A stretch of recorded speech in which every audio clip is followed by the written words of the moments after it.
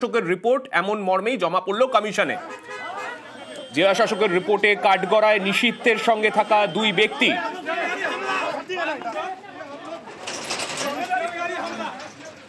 আমাদের সঙ্গে রয়েছেন আমাদের প্রতিনিধি সোমরাজের কাছে যাব। সোমরাজ, জেলা শাসকের তরফে যে রিপোর্ট দেওয়া হয়েছে সেই রিপোর্টে কি কি উল্লেখ করা রয়েছে?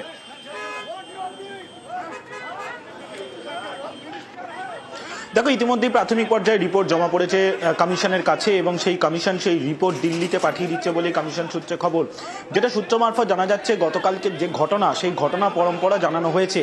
পাশাপাশি কালকে মন্ত্রী উদয়ন গুহর জন্মদিন ছিল। জন্মদিন উপলক্ষে সেখানে বহু লোক, বহু কর্মী সমর্থক তারা জড়ো হয়েছিলেন। সেই সময় কেন্দ্রীয় মন্ত্রী নিশীথ প্রামাণিক তিনি যাচ্ছিলেন সেই জায়গা দিয়েই, এবং সেই সময় নিশীথ প্রামাণিকের গাড়ি থেকে দুজন নেমে পড়ে বচসা শুরু হয়, রীতিমতো হাতাহাসি শুরু হয় এবং তারপর থেকে এই ঘটনা যে ঘটেছে তার পুরোটাই বর্ণনা দেওয়া হয়েছে রিপোর্টে। এবং সেখানে রিপোর্টে একটা বিষয় উল্লেখ করা হচ্ছে যে নিশীথ প্রামাণিকের সঙ্গে যে নিশীথ প্রামাণিকের সঙ্গে থাকা দুজন তারা হঠাৎ করেই গাড়ি থেকে নেমে পড়ে এবং তারপরেই বচসা শুরু হয়। অর্থাৎ কোথাও জেলা শাসকের তরফে যে প্রাথমিক রিপোর্ট বা ফ্যাক্ট ফাইন্ডিং রিপোর্ট এসে পৌঁছেছে, সেখানে কোথাও না কোথাও নিশীথ প্রামাণিকের ওপরই কার্যত দায় চাপানো হয়েছে বলেই অন্তত মনে করা হচ্ছে। এই যে ফ্যাক্ট ফাইন্ডিং এর যে প্রাথমিক পর্যায়ের রিপোর্ট, সেই রিপোর্ট দিল্লিতে পাঠিয়ে দেওয়া হচ্ছে। কমিশন সূত্রে খবর, দিল্লির তরফে পরবর্তী ক্ষেত্রে যা সিদ্ধান্ত নেওয়া হবে সেই সিদ্ধান্তের কথা তারা পরবর্তী সময় জেলা প্রশাসনকে জানিয়ে দেবে। কিন্তু এবং শুধু তাই নয়, গোটা ঘটনার ভিডিও ফুটেজও কমিশনের কাছে এসেছে বলেই সূত্র মারফত জানা যাচ্ছে।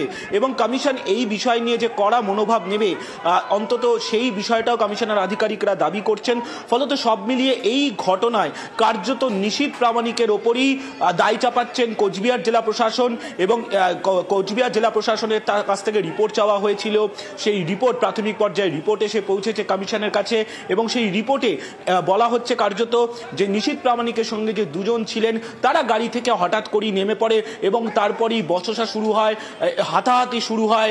পুলিশ আসে ঘটনাস্থলে, এসডিপিও পর্যন্ত আহত হয়। পরে পুলিশ সুপার যায়, জেলা শাসক নিজে যান। গোটা ঘটনাকে এইভাবে ব্যাখ্যা দেওয়া হয়েছে। কিন্তু নিশীথ প্রামাণিকের সঙ্গে থাকা দুজন তারা গাড়ি থেকে নেমে পড়েন, নেমেই বচসা শুরু হয়, তেমনটাই রিপোর্টে উল্লেখ করা হয়েছে বলেই কমিশন সূত্রে খবর। বেশ,